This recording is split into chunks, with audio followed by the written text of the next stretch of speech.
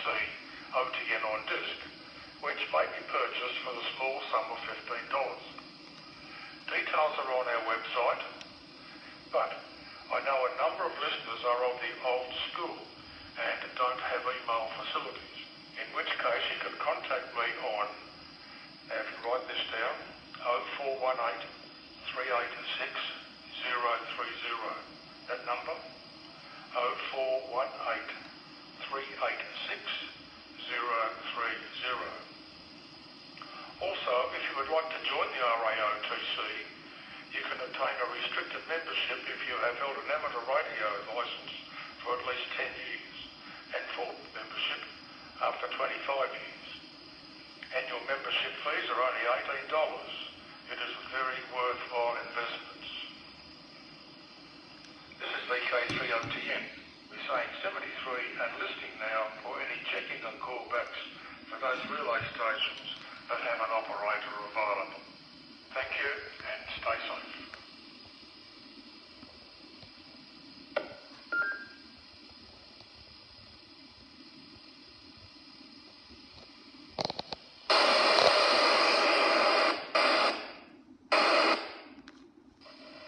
Good morning again, listeners, to VK3REC. This is Vk3otn. I hope that you found something interesting in that. I'm still laughing myself about the joke, even though I've heard it several times in the last few days in running the file and what have you, but it's oh so apt, is it not? However, there we are.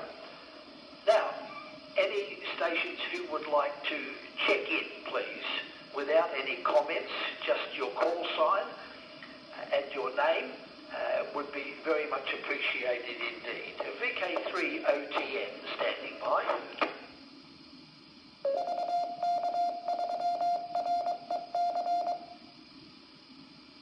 Vk3fjag, Judy. Vk3zkk, Jim. Vk3 Bravo Victor, Alan. Vk3MQ, Rob. Vk3ZAQ, Fred. Vk3ND, Greg. Vk3ftOn, Tom. Vk3AIF, Dave. Vk3YSK, David. Vk3ZT, Paul.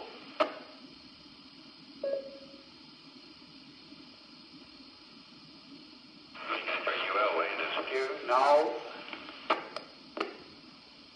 Yankee Delta, Michael. Vk3FDAR, Darren.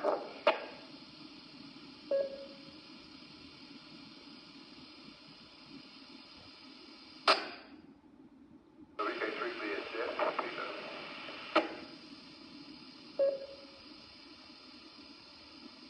Vk3 Romeo Victor, Peter.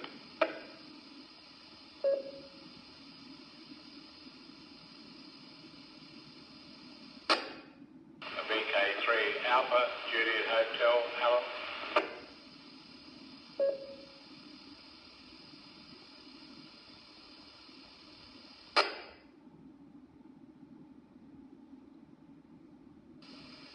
Good morning, gentlemen. Well, that's an excellent list of people calling in this morning. Thank you all very much indeed. No, we don't need to hear that one, I don't think. Okay, I acknowledge Vk3fjag and Vk3xkk. Good morning, Judy and Jim. Vk3bv. I must ask you, are you still going to be a single lens reflex, or are you going to be burnt veal? You must tell me that sometime. Vk3nq, Vk3zaq, Vk3nd, Vk3ftlm, Vk3aif. Morning to you, David. Haven't heard from you for ages. Vk3ysk, another David. Vk3ZT, Paul, greetings to you. Nice to hear you on this one. Now, there's a station there. Noel was next in line. I'm sorry, Noel. I just missed the call sign. I got the name, but I think there might have been the edge of doubling or something. So if we could just at this moment come back with your call sign, please. Over. Vk3BMU, Baker Mike Uniform. And if I could have a correction, it's Victor Kilo 3 Foxtrot Tango Oscar Vk3otn. Yes, it is too. Vk3otn. Yes, Tom, thank you. Thank you very much indeed. I wrote down L. Yes, well. And thank you, Noel, Vk3BMU. Got you now. Yes, it wasn't that, well, there was just a little bit of, I think, doubling happened just as you gave your call sign, but the name came through. Anyway, Vk3YD, greetings to you, Vk3FDAR, Vk3BFF, Vk3RV, hello Peter, and Vk3AJH. Alan, haven't heard from you for a while either. Thank you all very much indeed. As I said, I hope there was something there that you found interesting. And look forward to meeting you all again next month if you're around, please. So, this is Vk3otn, listening now for any stations who may like to call back with comments, please. Go ahead. Vk3 Kilo Tango Oscar. And Vk3FTON has also got a comment. Vk3CCC.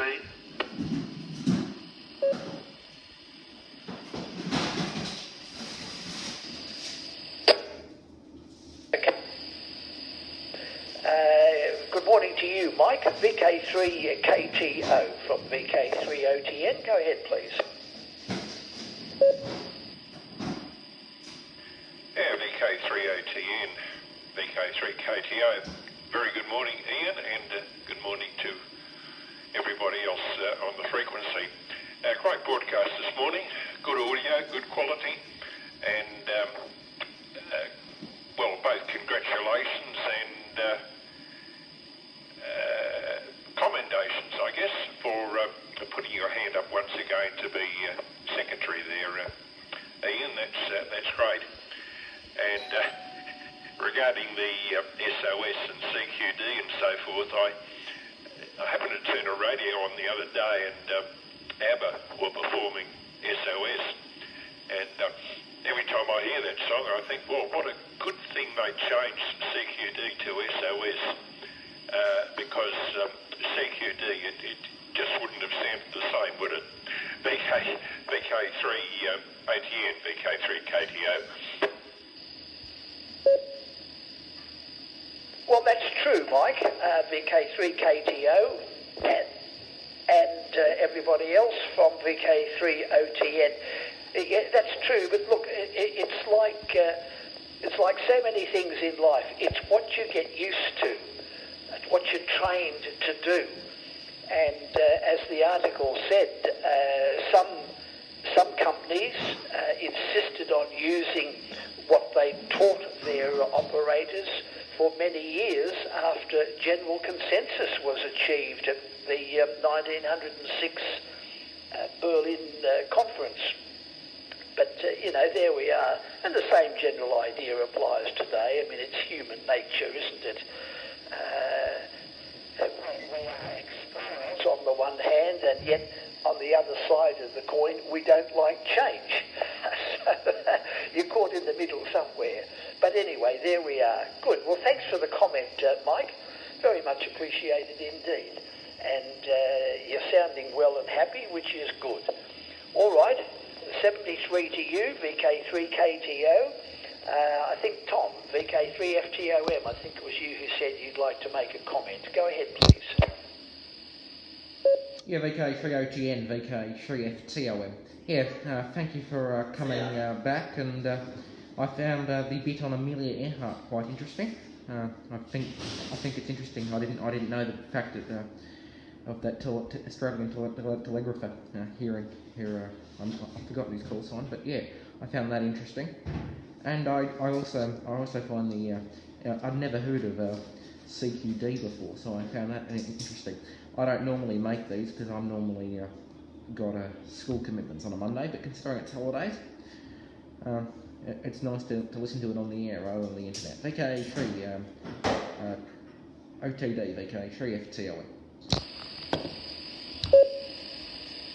Fine, Tom. Well, they're very nice to hear from you. It really is. And yes, look, you may have sort of deduced from the article that the different companies virtually had their own identifiers, pro signs, the official name for them. But the emergency call was CQD for many, many years. And then, as the article said, the German ships had something quite different, SSSS. So there we are, you know, but sooner or later there had to be some standardisation about it all. But even then, as the article said, certain companies went on doing what they were doing for a number of years after the standardisation was supposedly adopted. But very good. All right, well, as we hope with these broadcasts and the OTN journal that comes out twice a year, we hope that we can find something that will be interesting and educational to the members and friends. Thank you very much, Tom. You look after yourself, and if you possibly can, do call in again on some future first Monday morning. 73 to you. And now, good morning to Vk3cc. John, I trust you're both well at your place. Over. Vk3otn, Vk3cc. Yes, we're both well, thank you very much. And if Tom's still there, hi to him too. I spoke to Tom a week or so ago when he helped me out of a spot when I was having some transmission problems. Yes, very interesting broadcast. Thank you very much to Bruce and yourself too for the input there. Well done. Quality was pretty good. I enjoyed the insertion of the Morse code into that article. Gave it a little bit of life, a little bit of spice, but it was very interesting nonetheless.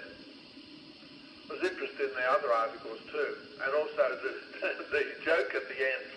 I don't know if you know it, but Hal Roach, Irish comedian, he did a joke which was the beginning of that one, and only went so far as the person said, "I know where you are, you're up there in that basket."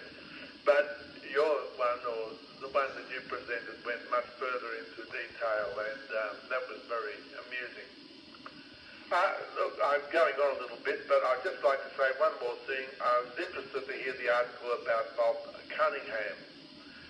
He was very useful for us at the Kooyong Radio Club, which David and Frank and I, we were members of in Kooyong, and he very much encouraged us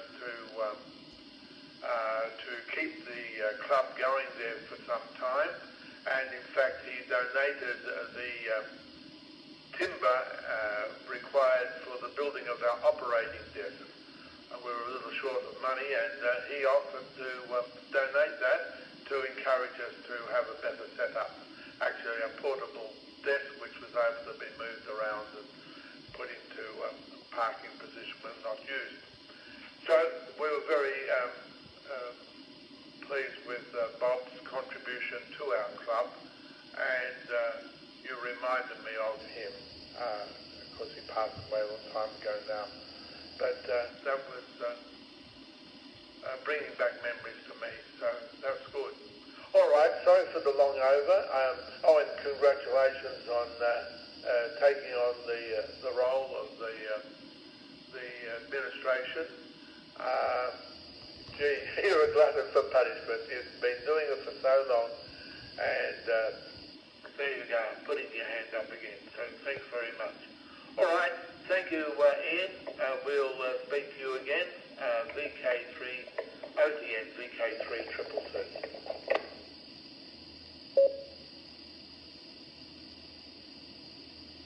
Vk3CCC from Vk3otn. Fine, John. Yes, not at all surprised that you have comment about the article on Ron Cunningham.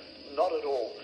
I thought of you as soon as I heard it on the preliminary tape that Bruce sent me a week or so ago for checking, and I thought, this is going to trigger a few memories for John. I didn't realise that Frank and David had also been members of that club, but it makes sense, doesn't it? But very good. Anyway, there we are. You never know what's going to come up on these programs. But it's very interesting to delve back into the earlier editions of OTN Journal. It really is. And I must record a few more things for Bruce, but he may prefer me to stick with the more recent things, and he can do the historical. Well, that's something that he'll have to tell me. But anyway, there we are. Okay, many thanks, John. All the very best to you and Poe, and look forward to catching up with you again next month, if not before. So 73, this is Vk3otn for the Old Timers Club. Listening for any other stations who may like to call in, please, following this month's news and information broadcast. Over. Vk3XY. K3, Victor Juliet Sierra.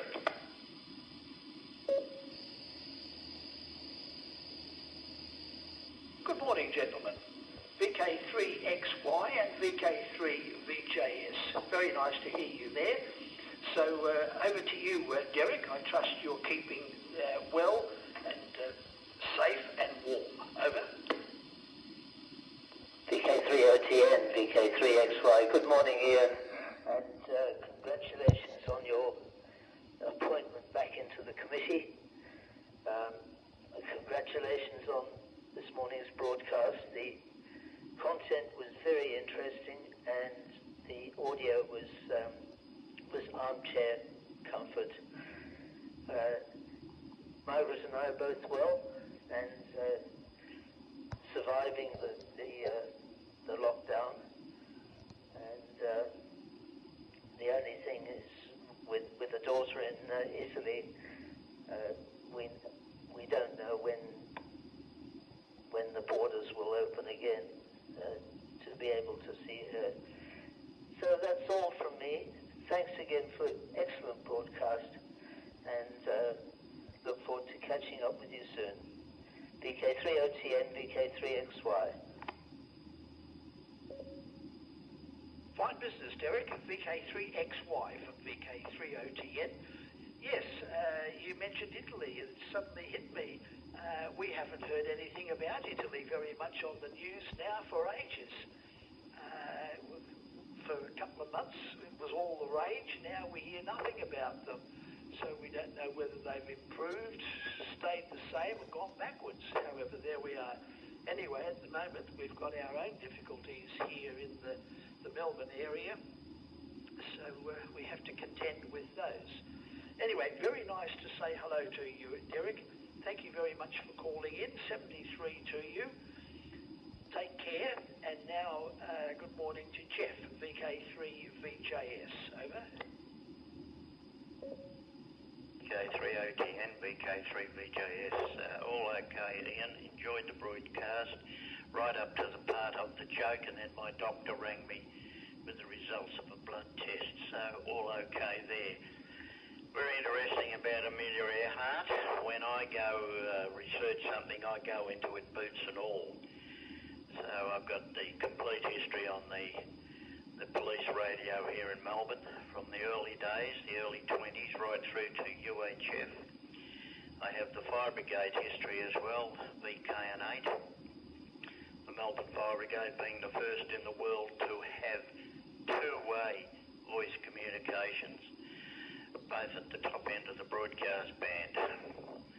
Now, Amelia Earhart, that's another one of my pursuits, you might say.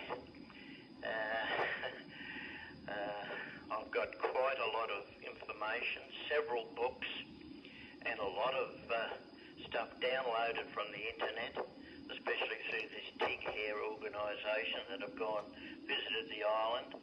I call it Gardner Island because I can't pronounce the other word, Nicaragua or something.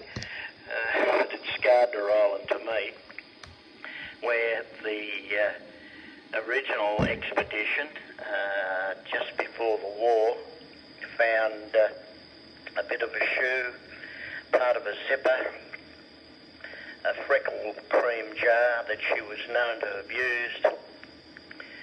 And in 1940, when they were leaving the island, somebody took a photo of the island with the steamship Norwich City driven hard up on the reef, and what appeared to be a round object sticking up out of the reef, which was proved to be later found, not the actual thing, but part of the undercarriage jammed in the reef.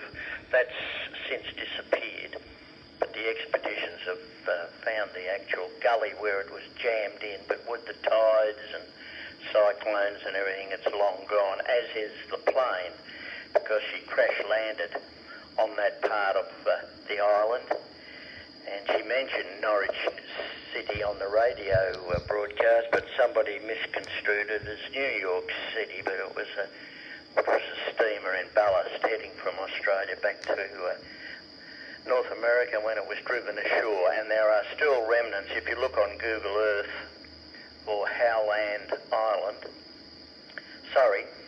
for Gardner Island, you can still see remains of it. And as far as I'm concerned, that's definitely where they crash landed, and subsequently she passed away. No water on that island. Repeater, time out.